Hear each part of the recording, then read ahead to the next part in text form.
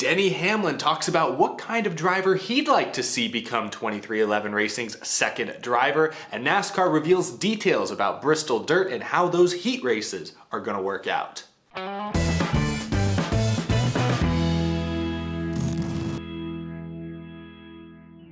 How's it going, y'all? My name is Eric and welcome to an all-new episode of Out of the Groove. Yes, things look a bit different in here. Still a work in progress, still working on soundproofing this room a bit, but yes, here is the all-new Out of the Groove studio. It's quite busy, isn't it? Still a work in progress, but everything's starting to come together thanks in large part to my friends at WorkPro Tools. WorkPro sent me a complete, loaded tool set. WorkPro Tools cater to the needs of the home do-it-yourselfer and hand and power tool enthusiast, and many home maintenance, handyman, HVAC techs have had success with their tools as well. WorkPro Tools are for weekend warriors that take pride in completing a project themselves. WorkPro Tools are available at Amazon.com. That link is down in the description. And be sure to check out their 20-volt cordless power drill. You can get 10% off one for yourself if you use the code 10ESTEP. Check out code 10ESTEP will get you 10% off a cordless power drill. WorkPro offers a bit of everything: hand tools, power tools, workbenches, tool storage, organization, accessories.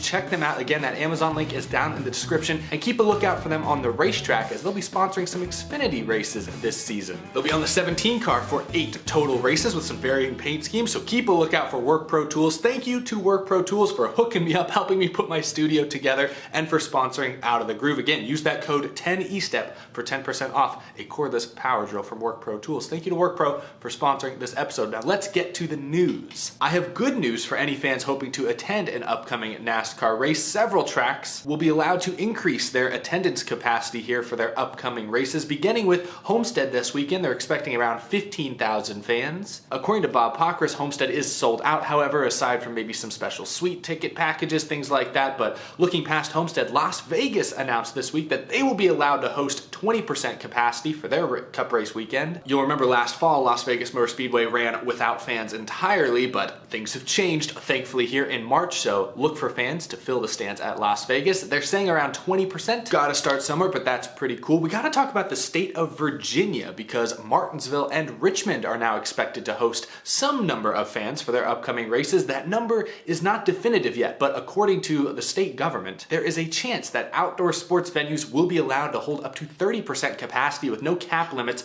by April, which, if that does in fact come into play, both Martinsville and Richmond will be allowed to fill their stands roughly to a third of their capacity, which would be pretty great for both of those facilities. As of right now, in the state of Virginia, crowd sizes are capped at 1,000, so that would not be many fans at those tracks if things stay the way they are now. But as I said, as reports suggest, the state is hopeful that they can increase capacity to a true 30%, which for Martinsville and Richmond would be tens of thousands of fans. Of course, if it can be done safely, that is of course the priority, but it's really great to see fans starting to trickle back into the grandstands in greater and greater numbers. So fingers crossed for fans out in Virginia. Hopefully you get to go see your favorite racetracks again very, very soon. This week, Darlington Raceway, located in South Carolina, also confirmed that they will have fans in attendance for their Mother's Day race weekend, but they did not say how many fans specifically they will allow. It all comes down to what city and state officials will allow, and it sounds like that has not been confirmed. That race is still a couple months away. Things can change. Also big news this week, Charlotte Motor Speedway will be allowed to host the Coca-Cola 600 with 30% capacity. That means roughly 25 to 30,000 fans could be in attendance for that crown jewel event. That is a significant number. That would be spectacular. Of course, all of these numbers are subject to change. Things can happen quickly, but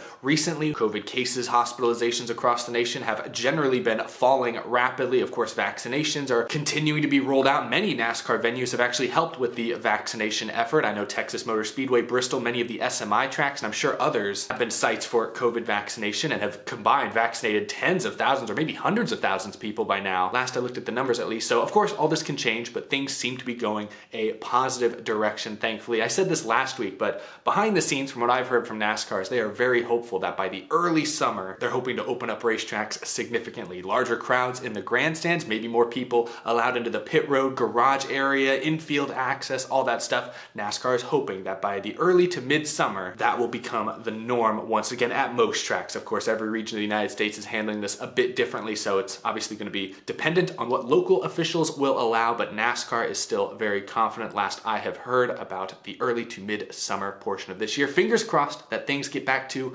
normal, if we can even remember normal at this point, sooner rather than later. But just wanted to give you guys some news about attendance stuff in case you're hoping to head to one of those racetracks I just named. Now we'll talk about what Denny Hamlin had to say regarding 23XI Racing's near future in just a few minutes. But first, I want to talk about Bristol Motor Speedway, another race that's expected to have fans, probably similar to what they had last year for the All-Star race and their fall race. But of course, in just a few weeks, the Cup Series and the Truck Series will head to Bristol and will race on a dirt-covered Bristol surface. First time the Cup Series has raced on dirt in 50 years, half a century, goodness gracious. It's gonna be historic. Nobody really knows what to expect. But yesterday, NASCAR finally revealed the weekend schedule.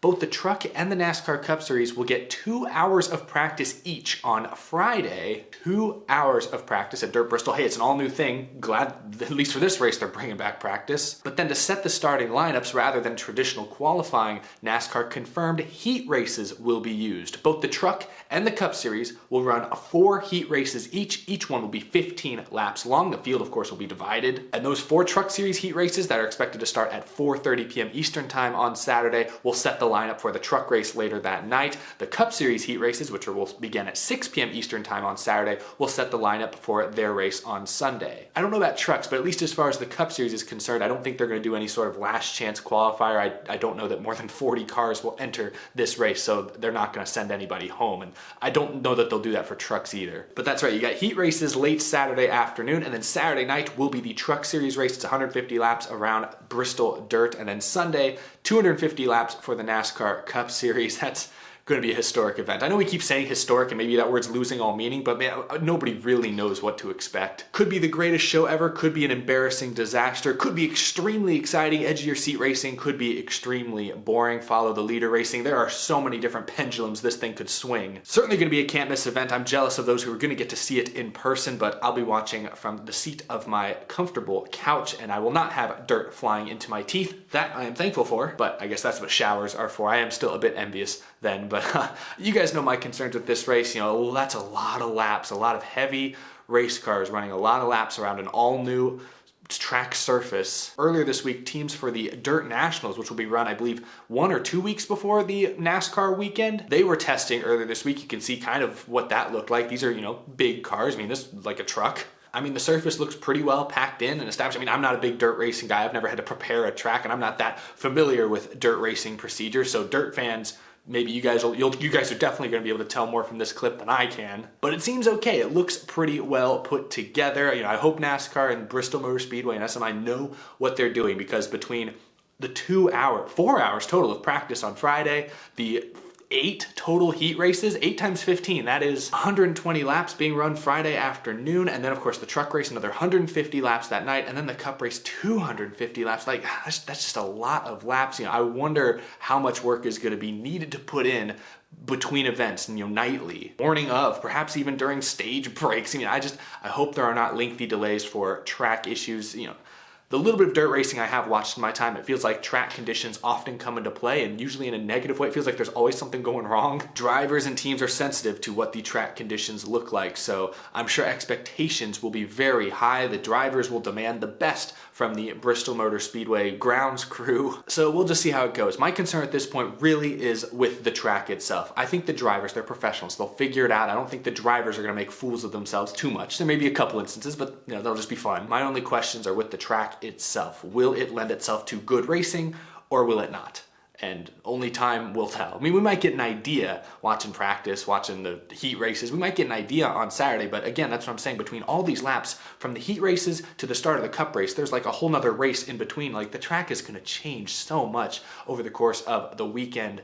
So we'll see what happens, but gives you a reason to tune in. A complete unknown. Let me know what you guys think of Bristol Dirt and also that clip I just showed you guys from the Dirt Car Nationals practice. But now let's talk about Denny Hamlin, because he was speaking to the media this week about the future of 23XI racing. We've been on top of this over here at Out of the Groove since Denny Hamlin first teased months ago the possibility of an expansion coming to 23XI, 2, 3, maybe a 4-car team sometime down the line. Of course, recently, Freddie Kraft, spotter for Bubba Wallace at 23XI Racing, said on his podcast that yes, 23XI Racing is planning to expand to at least a 2-car team by next year, and also talked about maybe a Chevy team, an existing Chevy team converting to Toyota as well this offseason. That could very well happen. But Denny Hamlin again this week mentioned the possibility of expanding. Here is what he said to the media. Credit to fellow YouTuber Alan Cavanna for this tweet. Talking about the future of 23XI racing, Denny Hamlin says, quick expansion is absolutely the goal. Certainly a young driver would be looked at, or maybe we go for an experienced veteran who has an established resume. Ooh, I love it. We already have a wild card spot for this year's silly season. Now, Denny Hamlin right there is basically saying they'll look at anyone. I mean, he basically named both types of drivers, a young driver versus an experienced driver. That's it. That basically encompasses every driver in NASCAR, fits into one of those groups. Now, before we get too far ahead of ourselves, Denny Hamlin also reiterated that there are obstacles in the way of expanding quickly, namely sponsorship, finding the right driver, crew chief, and of course, finding a charter. There are only 36 charters, and unless someone's willing to sell, there's no way to really buy one. So that, of course, is a concern, because a team like 23XI Racing, I'm sure, would want the insurance that comes with having a charter. But let's focus on Denny Hamlin's statement there about what kind of driver he would like to see take over that second 23XI racing spot. Of course, alongside Bubba Wallace. He mentions maybe a young driver, but he also mentions a veteran driver with plenty of experience. Lucky for Denny Hamlin, there are several very talented drivers, veteran drivers, that are set to hit the free agent market this year. Of course, Denny Hamlin was himself one of them, but he signed an extension before the season even started. So did his teammate at Joe Gibbs, Martin Truex Jr., but there is no shortage of other talented drivers. So let's talk about some of the perhaps top potential candidates to land that second 23XI seat. Let's start with the Xfinity Series drivers in the Toyota pipeline already. Let's start with Harrison Burton, coming off a 4-win season in the Xfinity Series. He's young, he's from a racing family, and he appears to bring some sponsorship of his own. Dex Imaging has been with him for years. Also, Hunt Brothers Pizza saw them wrapping a new looking scheme for him this year for one of the upcoming races, so he's got some funding behind him as well. If Harrison Burton puts together another performance this year in the Xfinity Series similar to or better than last year's, he's looking for a Cup Series ride in the not-so-distant future. Would not shock me if Harrison Burton gets the nod. Let's talk about his NASCAR Xfinity teammate, Brandon Jones, who won 3 times as well last year, had a breakout season. And you want to talk about funding, I don't know how close his ties still are with Menards. I think Menards, if anything, actually pulled out from Brandon Jones a little bit. They're focusing more on a select handful of drivers this year, so I'm not sure how much funding Brandon Jones may be able to pull. But hey, Brandon Jones caught everyone by surprise last year. I was very impressed when he beat Kyle Busch at Phoenix in the Xfinity Series race early in the season. That's pretty substantial. So don't rule out a young guy like Brandon Jones, but let's talk about some veteran drivers that I think would be really cool to see land in that seat. I think the first name that pops into most people's mind would have to be Brad Keselowski. Brad Keselowski signed a 1-year short-term extension to stay with Penske this season, but between all the drama here in just the first 2 weeks between him and his teammate Joey Logano, I would not be shocked if Keselowski looks elsewhere for a brand new and perhaps longer term contract. 23XI might be a great fit. You know, Keselowski and Hamlin have not always seen eye to eye. Several years ago, they had issues, but both drivers have changed quite a bit, I would say, since then. And Brad Keselowski is, as of now, the most accomplished Cup Series driver on the free agent market. So this could be a perfect match. Watch out for that. How about Alex Bowman? He does not have a contract past this year. You know, Hendrick has not been shy about making sure Chase Elliott's locked up, making sure William Byron's locked up at least through 2022. He's got Kyle Larson new to the team this year. I'm sure he's going to be around a while. But Alex Bowman's future with Hendrick, I think, is dependent on how Ally feels about Alex Bowman. If Ally's not a big fan of him, they may push Hendrick to push Bowman out. I think he has the talent to stay in a top-level Cup Series ride, be with Hendrick or with 23XI. But, you know, if the Hendrick option does not materialize beyond this year, 23XI could be a great fit for Alex Bowman. Now, he and Bubba Wallace would be teammates, and they've also had issues a couple years back, but I think they'll be fine. Another driver in a similar sort of role as Alex Bowman is Matt DiBenedetto. DiBenedetto already knows he's not going to be allowed back at Wood Brothers next year, so he's looking for a new ride as of now, most likely. Could he be a great option for that second 2311 racing car? You know, he used to race for Toyota. He was a Joe Gibbs driver back in 2009 and 2010. He made a few Xfinity Series starts for them. I'd like to see more from Matt DiBenedetto this year with Wood Brothers before I'm ready to give him another top ride. And not that necessarily Wood Brothers are a top ride, but that's a playoff team, and he barely made the playoffs. He barely met expectations last year. I'd like to see improvement this year, so if I'm going to give him another top ride with a different team. But Matt DiBenedetto is a possibility. There are other young guys as well. John Hunter Nemechek, who has a full year of Cup experience. Yes, he's in trucks this year, and I don't know that he jumped from trucks all the way back up to Cup after just one season, but if he has a great year with KBM this year, that's a possibility as well, especially if he can land the right sponsorship deal in between there. And can we talk about Ty Gibbs? You know, Ty Gibbs is extremely unlikely. I imagine Joe Gibbs would like to keep Ty Gibbs with Joe Gibbs Racing, the main flagship team. And Ty Gibbs, he's only making 15 Xfinity starts this year. That'd be pretty crazy for him to jump from ARCA to Cup without running even half an Xfinity or Truck Series schedule. That would be shocking, so I don't expect that to happen next year. But hey, Ty Gibbs, if he continues to be on this tear he's been on the last year or so, I still believe he could be fast-tracked to Cup here in just the next couple of years, but likely more with Joe Gibbs Racing. I don't think Joe Gibbs is going to let his grandson go to Hamlin's team just like that. There are plenty of other drivers as well. I mean, Ty Dillon. We haven't even mentioned Ty Dillon. He's staying with Toyota, running a few Cup races for Gaunt Brothers this year, and he did run 2311 Racing's first ever race at the Busch Clash, so maybe Ty Dillon becomes an option, but I think I speak for most fans when I say that would not be a particularly exciting selection. If you ask me, I think Brad Keselowski is the best fit. I think my second choice would probably be Harrison Burton. I think Harrison showed a lot of grit last season, and I hope he builds off last season and really emerges as a top Xfinity Championship contender this year, because he could be a great fit as well. I think it's between those two right now, but it's a long season. A lot can happen, a lot can change. We'll see what happens. Let me know down in the comments which of those drivers I just listed, or maybe a completely different driver that might be available. Who do you think the best fit at 2311 Racing would be? Anyway, y'all, that's all I've got to talk about in this episode. Thanks again to Work Pro Tools for sponsoring the show.